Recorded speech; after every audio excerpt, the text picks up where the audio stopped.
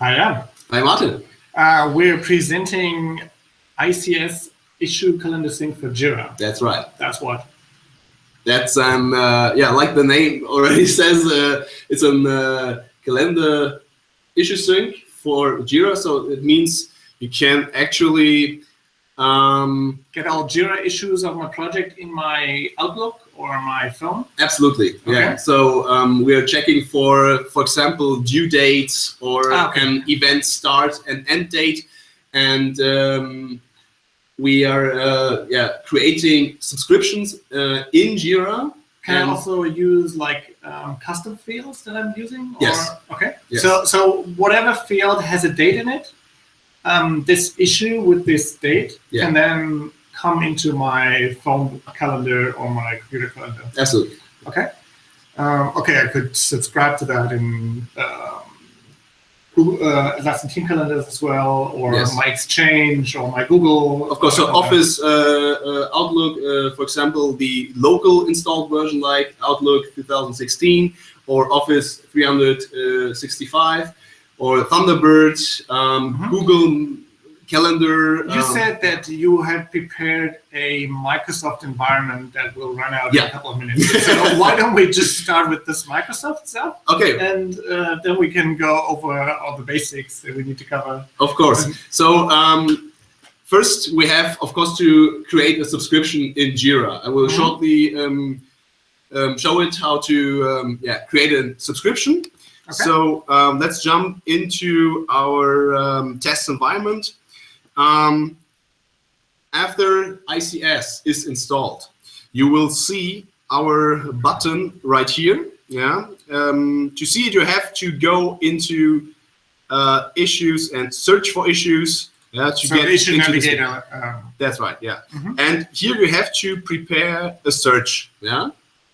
So, JQL or whatever. Yeah, JQL or basic, it doesn't matter. So here you see two prepared issues, and the first one I will show is the due date example. Here you see that there is a due date for today. For today. So this means it is for the whole day. Yeah, doesn't have any special times. Yeah. So with this one, we now go to the ICS button and select Create New Subscription. And I will just, sorry, I wasn't in the right field once again. Ah, here is it. I have to give it a subscription name. So for example, due date, I'll just call it due date. And then you have to select the date, field. Okay, and in this case, it will be the due date field. Let's. So it requires me to think a little, because if it's not a date, it probably won't be a too helpful subscription that I'm going to create. Yeah, but here you only see only date fields. Okay. Yeah, so it means date fields are also date with time fields. Yeah. We have quite a couple of those. So now I click on Create, and that's it. Now I have already my subscription URL, and I can copy it into any. This is dynamic, right? So if I change the issue, the subscription will also change. Yes. Okay.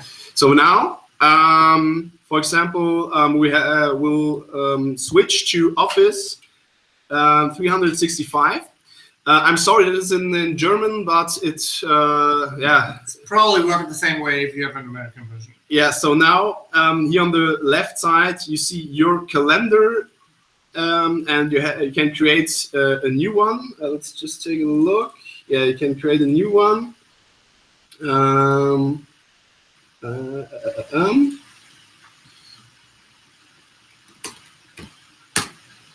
Okay, and then I have to. Here comes the Microsoft. I forgot how to do it. So bear with us. This is a live video. So. Here you go. It was not the right way to do it on the left side. You have to do it here at the top. You go to a new calendar, and then you select from the internet. And then here on the right side, you can insert the link. And you can also give it a name. So I call it due dates of my project. Example, yeah. And then hit save. And there you go. Now you see here I will zoom in a little bit. Now you see due date example. Okay. Here, and here is my issue in my Office Outlook calendar. Yeah. Not bad. Okay. How about you change that, and then we find out whether it's updating. Yeah. I want to say something about this. So we have basically two different calendar types. We have the cloud types like this one, and we have also the local installed ones. Okay. The problem with the cloud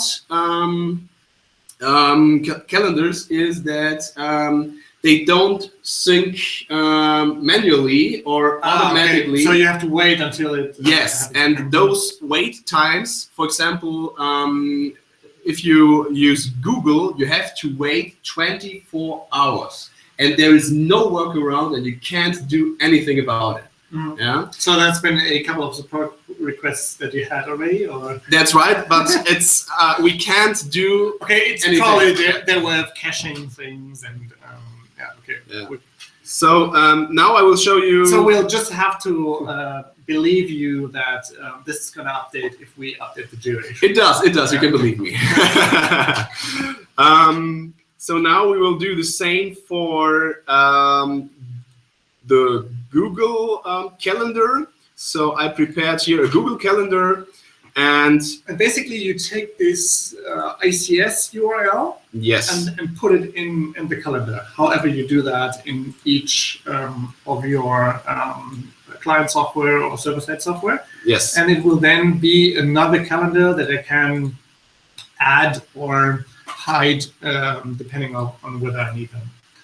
And this can be not only my JIRA project, but any issue filter that I can think of in JIRA, right? Yeah, that's right. So let's go back to JIRA. Here you see the filter. I can make it as complex as I want. Mm-hmm. And but the subscription is always for this filter, right? If yes. I now update the filter, I have to create a new subscription and then. Yes. Yeah. Yes. But the issues, if a new issue comes into that filter, it will automatically appear in my calendar, yes. right? After 24 hours or something. Yes, mm-hmm. That's right. So let's talk a little bit about applications. So let's assume people believe us that you can do that in Google Calendar as well. When am I going to use that? For which people is this meant? Yeah, so it's a very good question. There are many use cases that you can use ICS for. So, for example, maybe you have like a due date for one specific or for specific issues, and mm-hmm. You really have to see them in your calendar to not forget about them. So it's a way of visualizing my project duties, yes, or to make sure that everyone has an easy way to find out which dates we have subscribed to or promised to customers. Yes. In your daily work, when you use that, do you have multiple calendars? Do you try to have a lot of issues, or rather just a few ones?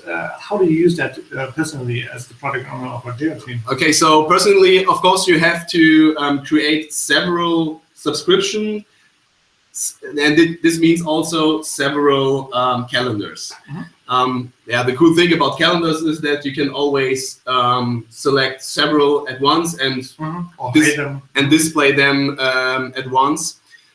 Yeah, and we use them in our team in different ways. So, for example, for me and my colleague Sabrina, it's very important to see if we have a new if you have a new task and mm-hmm. We have to talk about this task in 1 week again with our customer, mm-hmm. then you can use this subscription. Follow-ups.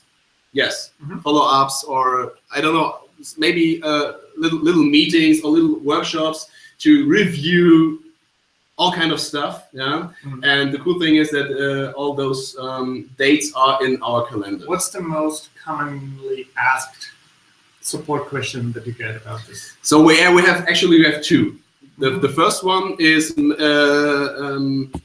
the first one is, yeah, now you see us. The first one is,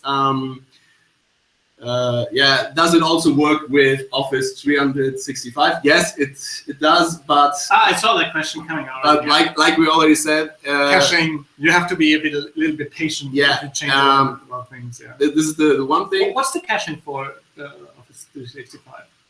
It's also 24. 24 hours. Yeah, okay. It's very same for all cloud solutions. Okay. Yeah, and the second thing is right now, if you create a subscription, you only create a search. It's not a filter, because a filter is a safe search. And currently we are not supporting filters, but only searches. So I'll have to recreate my filter and then do the subscription. Yes. And then, yes. And this is something that we want to implement. Solvable, but maybe a little inconvenience. Maybe if you're watching this video, this helps you understand that better. Okay, Jan, thank you so much for introducing us. If you want to get in contact with us, please find the links on the marketplace entry or search for ICS calendar sync for JIRA, and you'll find us. We're happy to help you. Thanks for being with me. Thank Martin. Bye-bye.